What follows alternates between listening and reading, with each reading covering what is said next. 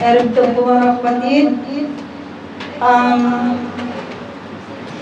buksan po natin ang ating pong mga Bible kung meron po tayo sa libro po ng Galatia, chapter 5, verses 22 to 23. Sabi, subalit ang bunga ng Espiritu ay pag-ibig, kagalakan, kapayapaan, pagtitiyaga, kabaitan, kabutihan, katapatan, kahinahunan, at pagpipigil sa sarili. Walang batas laban sa mga ganito. Mga kapatid, ang pagbibigay po ng tithes and offering, katulad po ng mga sinauna, sa panahon po ni Abraham, nung Abraham pa ang pangalan niya, nagbigay sa Genesis 14, nagbigay siya ng kanyang tithes, 10 bahagi ng lahat ng kanyang nasamsam, kay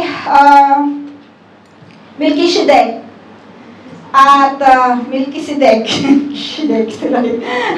at sa yung tithe niya. And then sa Genesis 28, mababasa din natin doon na nag-promise si Jacob that he would give back his tithes to all was given to him kung i-bless po siya ng Lord. So that point of time from Genesis, from Abraham, from Jacob, wala pa pong commandments noon.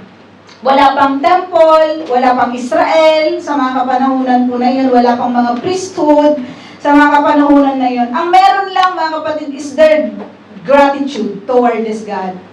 At ang response nila doon sa goodness ng Lord ay yung pagbibigay nila. Di po ba ng tenth ng mga pagpapala na binigay po ng Lord sa kanila. And then, dumating itong panahon ni Moses, panahon ng nation ng Israel, at nag-tithe, di ba? Nag-start ng mag-tithe yung bayang Israel, yung bayan na ito. They are giving their tithes not just worshiping this God, but to sustain, to support the nation, yung nation po ng Israel. At in the time of Malachi, para makita lang natin kung paano yung pagtatithe. Sa panahon po ni Malachi, ay sinabi ng Lord, di ba, ay nag-stop na silang magbigay ng kanilang mga tithes and offering. Sinabi ng Lord sa kanila, kaya nga sinabi ng Lord sa kanila na, ninanakawan ninyo ako. Sa paanong paraan, sabi ng Lord, sa pagbibigay ng tithes at pagbibigay ng kanila pong mga offering. And the New Testament, kinondemn, hindi po ba ng Lord, yung mga Pharisee, nabanggit niya yung tithes, to condemn yung hypocrisy ng mga Pharisees and Sadducees sa mga kapanahunan niya sa mababasa natin na pag-aralan natin sa libro po ng Matthew. At makikita natin naman in the book of Acts, sa kapanahunan po ng Iglesia, the church was born that time, ay mababasa natin doon mga kapatid that they give freely, generously sa Panginoon, na inilid sila ng banal na spirit. This is what they call spirit-led life sa mga kapanahunan po nila. Nagbigay sila, mababasa natin doon sa Acts 2, after the day of Pentecost mga kapatid, sabi doon na some sold their properties at kung anong meron sila, and they give doon sa mga tao na ayon sa kanilang pangangailangan sa mga kapanahunan na yun. At that point mga kapatid, it is voluntarily yung kanila pong magbibigay, joyful na punong-puno ng generous heart, punong-puno ng joy yung kanila pong pagbibigay after, di ba, yung pag-preach nitong si Peter. At hindi ito nauobliga, hindi sila nauobliga na magbigay po ng mga bagay. Hindi ito yung iniisip ng marami na kung magbibigay ako ng mas madami, pagpapalain ako ng mas madami. Hindi yun yung thinking nila mga kapatid sa mga kapanahunan na yun when they give generously to the Lord after the day of Pentecost. They gave because that's the result of their transformation ng kanila pong mga after doon sa the day of Pentecost. Yun yung reason mga kapatid kung bakit sila nagbigay generously kung bakit ibinenta nila yung kanila pong mga ari-arian sa mga kapanahonan na iyon to help, di ba? Yung mga iba. At makikita din natin sa Acts kasi kasi sometimes people is just they want to debate in this matter na supposed to be hindi natin ito pagdedebatihan because it is the fruit of the Spirit when we receive the Lord Jesus Christ. Mga kapatid, we have the joy, we have the love that in us, so walang debate yon. Hindi din yun obligasyon. Mga kapatid, it is the result when the Lord transform our lives, mga kapatid. Hindi na natin kwekwentahin yung mga bagay because we know, mga kapatid, na because of the Lord Jesus Christ, blessed us already. We received the blessings already. Yun yung resulta ng ating pong salvation. Yun yung resulta ng pananahan ng banal na Espiritu sa ating pong mga buhay. Na-transform na tayo, mga kapatid. Yung unity na mababasa natin sa Acts 4 on how the people unite, di ba, in giving sa mga kapanahunan po nila, they shared freely, mga kapatid. Kaya nga meron tayo yan, pag-abot. Mga kapatid, this is all the result. This is the result, the pag-abot that we are giving. That's the result when you receive the Lord Jesus Christ. When you give your tithes and offering, that's the result of a transformed life ng isa pong mananampalataya. This is the result of the church reaching out by giving, supporting each other, di ba? Other churches, other people, mga kapatid. This is what we call spirit-led life.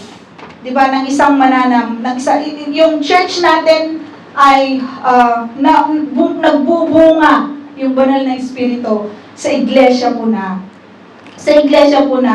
ito because yun mga kapatid. Kasi sometimes na yung mga tao nagbibigay lang sila because they want to gain yung favor ng Lord.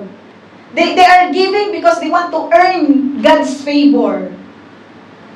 Magbibigay ako kasi mas madaming ibibigay na kapalit. Kaya magbibigay siya.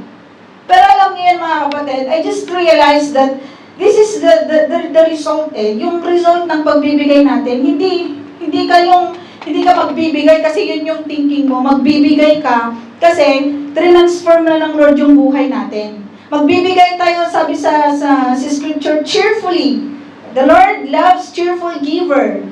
Diba? Kasi yun na yung result, diba, na na-change na, na-transform na yung buhay po natin. Kaya hindi na siya mahirap gawin. Mahirap lang siyang gawin kung hindi pa totally transform yung ating pong mga buhay. Mahirap lang siyang gawin kung hindi tayo nililid, diba, ng banal na Spirit. Because when the Spirit leads us, it's not hard to really obey, diba? Yung word ng Lord sa bawat isa po sa atin patungkol sa tithes and offering. Sabi pa ng Lord, where your treasure, kung nasan yung treasure mo, nandoon yung heart mo. Kaya nga, mga kapatid, it's not about the amount. It's about affection to this God. It's not about the obligation, but it's your devotion to this God. Kaya nga, mga kapatid, giving tithes and offering, yun yung resulta. That's the result. Kaya binasa ko kanina yung Galatians. That's the root. Kung nasa atin ang banal na Espiritu, mga kapatid, nagagawa natin ang mga bagay na ito. Yung pagta-tithes, pag-o-offering, pag-abot, because the Spirit lead us. Na-transform na yung atin pong buhay. At no debate. Wala nang debate sa mga ganong mga bagay. Walang question doon sa mga bagay na yun kung bakit ka magbibigay, kung bakit ka mag-aabot, kung bakit ka magta-tithes. Because the Lord changed us already. For those who doesn't yet changed by the Lord, mga kapatid, namnamin natin, subukan natin magpa-transform sa Lord sa bagay na ito. And then, mararanasan natin yung sinabi sa Malakay, that He will open the windows of heaven at ibibigay niya yung kanyang pong blessing. Test me on this matter, sabi ng Lord. Hindi natin matitest ang Lord, mga kapatid, sa bagay na ito kung hindi natin gagawin. So, I hope, di ba, yung word ng Lord ay magpaalala sa atin that we already transformed. Kung na-transform na yung buhay natin, this is not so hard to really give. You give cheerfully, you give generously, you give out of love, because the Lord transformed us already. Let us pray. Heavenly Father, we thank you for your goodness. We thank you, Lord, for your word.